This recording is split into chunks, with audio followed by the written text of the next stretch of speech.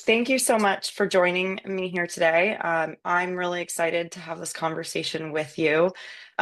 Just so everyone's aware, my name's Maggie Gricko. I work for Storyboard.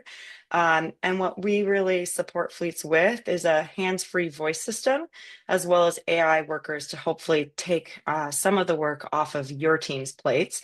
But before we kind of dive into a little bit of the work we've been doing with Dean and Grand Island, Dean, I was hoping you could introduce yourself and provide a little bit of context for the folks listening about Grand Island as well as your role there.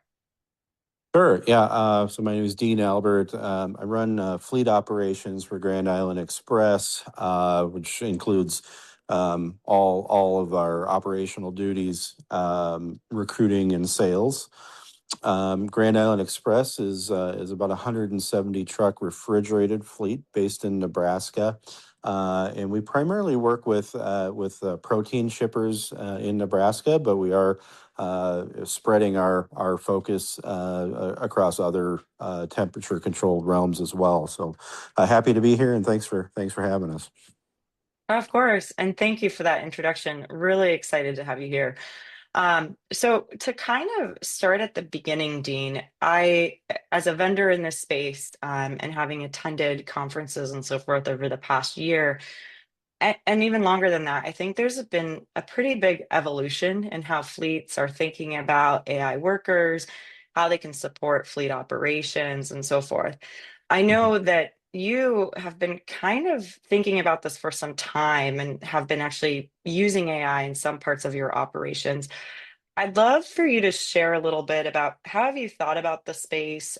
What do you see some of the potential benefits, risk? How have you thought about integrating it into your guys' workflows? Yeah. We really started off in the space. Uh, our first dive into AI was a advanced decision model, which helped us gain some efficiency in dispatch.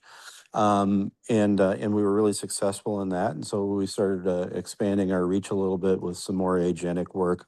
But the way we look at AI and any products related is we really want to answer the question: does it make our people better?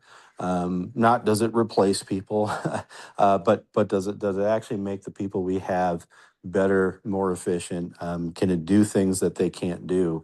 And is it something we want to pursue? So we're pretty selective in what we do with it. But I think that pickiness about what products we're looking at allows us to get more gains than anything with it.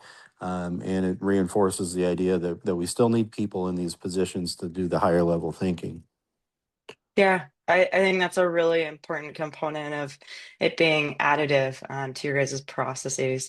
So, as you thought about engine idling, right? I know we were having a conversation before some of the stuff started in the Middle East, but diesel prices were already kind of going up. Yeah. And as that is such a significant cost, I guess Mhm. I'm curious.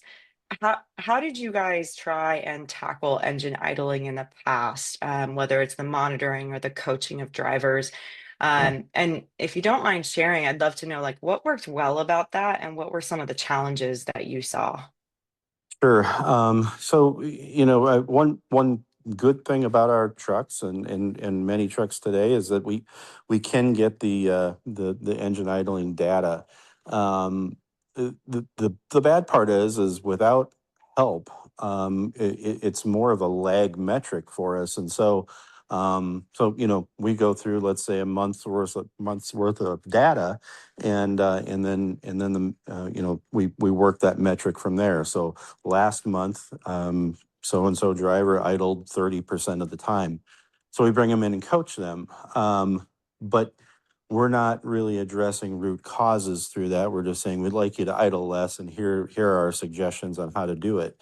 And so that was the challenge was we're losing the real time coachability as to what's really happening in the cab of the truck that can be done differently. And so that's really why we sought some additional assistance with it. Yeah, that's really Mhm. helpful. And just to give people context, I'm just going to share a little bit about some of the workflows we deployed with your guys' help and guidance for your Yeah. team. And I think the first one was that real-time coaching, which you just touched on, right? So Yeah. really, as a driver's idling, if they've hit some amount of time, I know we agreed to kind of 15 minutes for your drivers in certain Hmm. conditions, we go ahead and kind of share with them in real time a little notice asking them to turn off their engine. The Yeah. second one that we've deployed with you guys recently is this high idling alert. So looking back over the last 24 hours, again, if a driver idles over a certain amount of time in those 24 hours, again, alerting them to how much they actually idled over that period and Yeah. seen some interesting things from that. The last one, which I know we haven't deployed yet, but we're excited to get this out very soon for you guys, is this weekly scorecard, Right. aligning with people's pay period and just helping them understand where did they fall over the last week Hmm. compared to your goals or other drivers and so forth.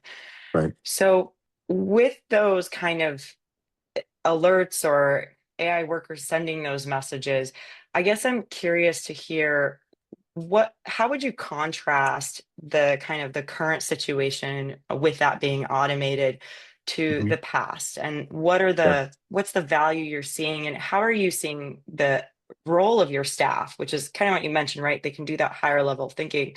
How Hmm. are you seeing that evolve and change? Well, I think that, the first thing is immediately you get driver engagement. And sometimes that's in the form of, man, I'm getting this alert. I don't understand why I'm getting it. Okay, well, let's talk through that, right?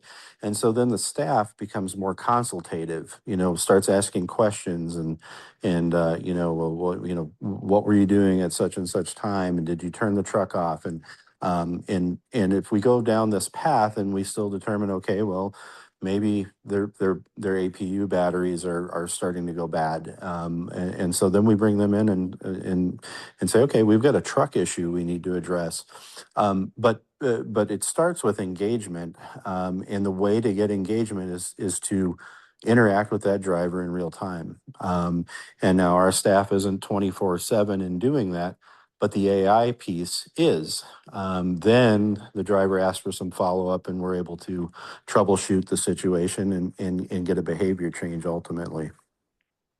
That's awesome. That's really great to hear that you're seeing that driver engagement on some of those alerts and so forth. That's Yeah. awesome. Yeah. Um, I guess from drivers, right? I know that there are other products that have actually engaged with drivers and coached them in the moment, right? The thing Mhm. that always comes to my mind is cameras. I know that the Yeah. cameras can do that kind of coaching. I guess I'm curious to hear, and I get asked this a lot by fleets, is like, well, how do you know that drivers aren't tuning what you guys are sharing out or that they're not going to get annoyed or so forth? Could you share a Yeah. little bit about what has been the driver reaction? Like, what are you hearing from them as this Mhm. AI worker is coaching them? Yeah, and to be honest, there are some situations where the driver gets a little bit annoyed, right? But that's also the catalyst to the conversation. Hey, how do I stop this alert? Because it is eating at me, and we're really happy about that because a driver that has that fire in them cares about changing the situation. And so, sometimes it does annoy. And what we're wanting to make sure is that the alerts are justified and actionable. If they're alerts and white noise, just annoying drivers, that doesn't do them any good. And doesn't do us any good. And you guys and we have done a pretty good job refining that. But I personally get calls from drivers saying, "Hey, I'm getting this alert all the time." Okay, well, let's check it out. Let's find out why that's happening, and we can tell you what to do to fix it.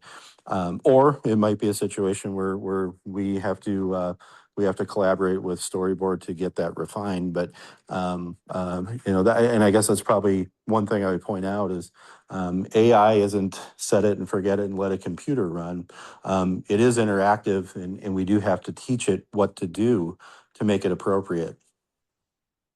Yeah, I think that's a good point. And I think critical to that, right, is finding a partner who's going to do that with you because Yes. you're exactly right. You can't set it and forget it. And that's the biggest, I think, learning and everything that we've built with you guys is how important it is that constant refining and listening to the feedback and so forth. So great call Mhm. out. Yeah. Um, I guess my last question for you, as if you were talking to a fleet that's thinking about getting a handle on their engine idling or just really kind of anything that they want to coach drivers on and they want to do it in real time, Mhm. what would you share with them? What advice would you give them as they're thinking about venturing into the space? Well, first I would say choose your partner carefully in who you work with. Just as we just said, you want someone who's going to collaborate and make the product what you need. Every trucking company is a little bit different, and so there's not a one size fits all product. So in that case, we look for the product that can adapt to each trucking company's needs.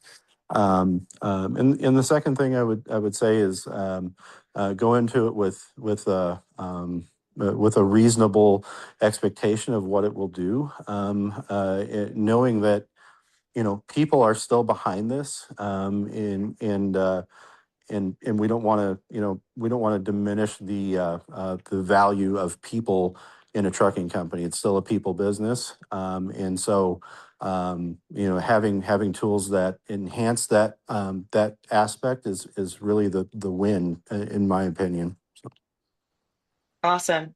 Well, thank you so much, Jean, for the time. That's really all I had for you, and I'm excited to share this with others and hear other folks' feedbacks and perspective on how they're tackling engine idling. Because I know right now with diesel prices going up, I know it's a focus for a lot of people. So thank you absolutely. again for sharing Yeah. yours. Yeah. All right. My pleasure. Thank you, Maggie.